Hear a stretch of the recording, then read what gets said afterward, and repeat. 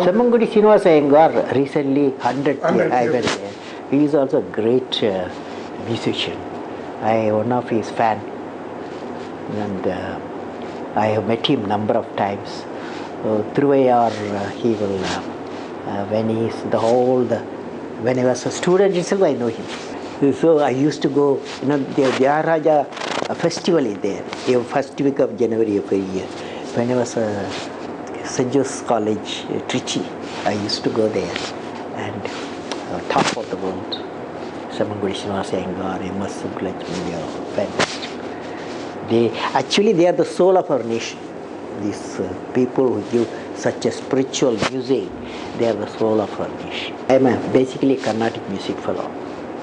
Fortunately, we are blessed with so many artists in our country.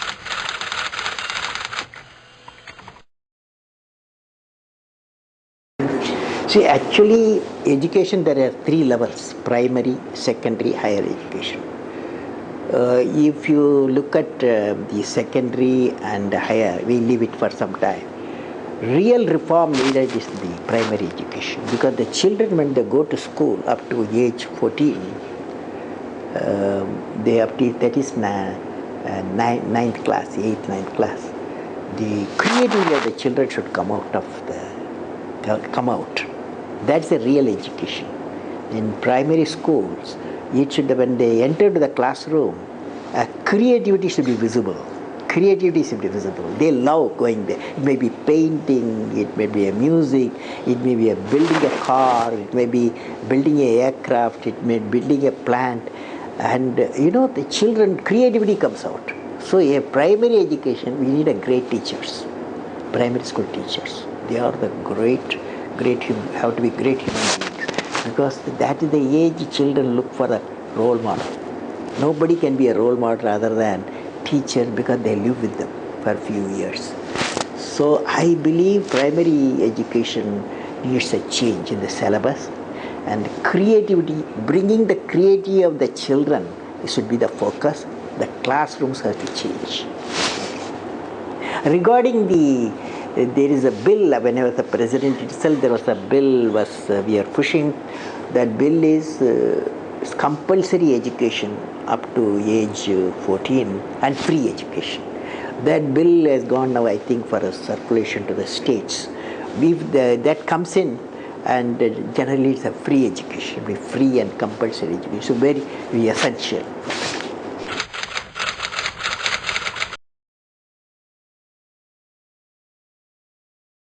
You have to see whether you want to live in democracy. Okay, you have to make a choice. Democracy is answerable to Parliament. Okay, so naturally we have to see how a democratic nation of billion people, multicultural, multi-language, and multi-religion can focus and progress through a vision. By 2020, India should become an economically developed nation with good citizen value system. So we should work for it. We should not bother about other name, because we have our own 5,000 years culture. We have got good points, bad points. We have to build on the goodness of the people.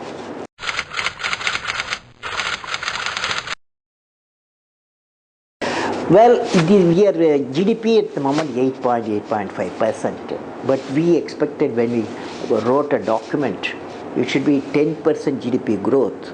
At that time, we were 280 million people below poverty, now 220. We said it should be 10% GDP growth and maintained for a decade. That's one of the necessary conditions. But the inflation also come under control. See, both is essential. Inflation is very high now. It has to be brought under below 5%. And GDP has to grow to 10% GDP growth.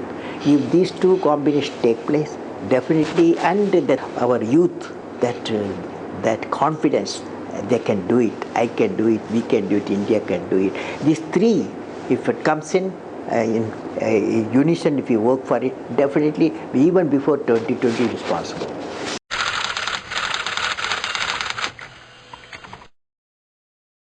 We should not be dollar-oriented economy, should not be there, because $1 something there, $1 50 rupees, 40 rupees something else here. So my feeling is we have to work towards 5 areas. That is agro-food processing, we are taking the highest priority. Not agriculture alone, that is value addition, so that farmers will be happy. Secondly, education and healthcare. To have a good sized family, managed family, small family, education, healthcare, women education is the highest priority. Then the information communication technology, because 700,000 villages we have, 600,000 villages, and 700 million people live there. So we need connectivity. That is why information communication technology very important. Then infrastructure, networking of the rivers, networking of water resources, and then self-reliance critical technology. If these 5 we do in this now for a highest priority, something happening now in states they are trying to do. I hope we will succeed.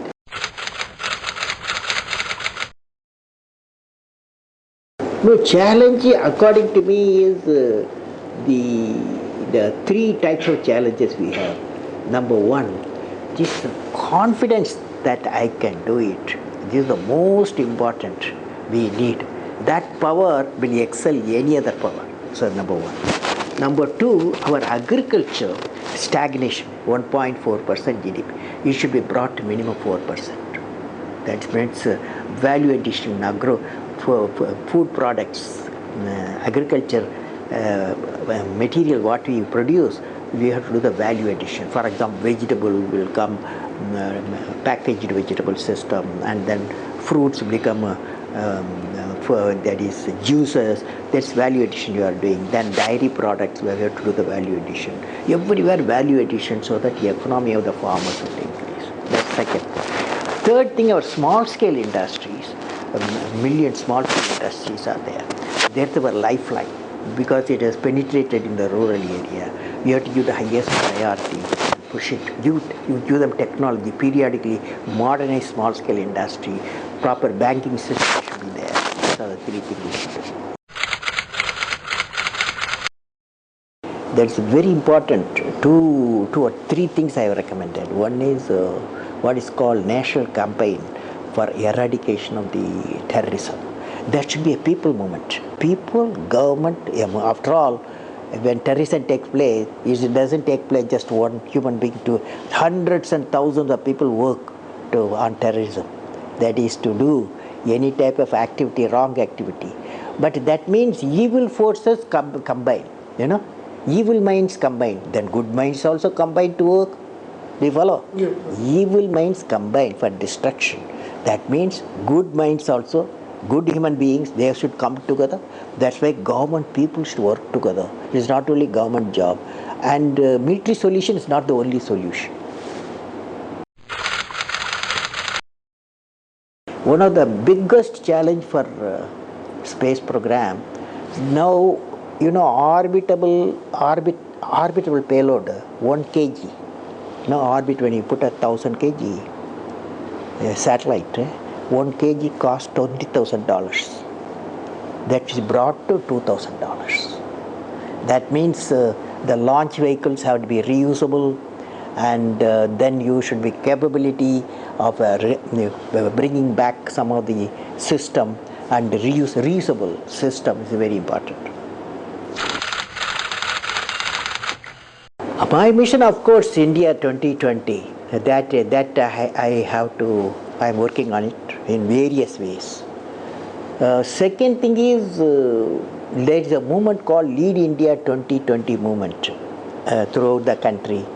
Young people below 17, the Lead India 2020 movement. That means they are united minds. The teacher, first we train them. There's a group, they Lead India 2020 teacher, we train them with 10 points oath, and then they train the students. Every quarter meet about 100,000 students. That movement I am second. Third thing is a program called PURA, providing urban amenities in rural area. That is giving the connectivity, the rural physical connectivity, electronic connectivity, knowledge connectivity, so that economic connectivity will come to the nation. That I am pushing through the government and private industries and private establishments. But now I am teaching also. 3 universities I am teaching, and I have got 3 students guiding PhD. So busy, no problem. Okay.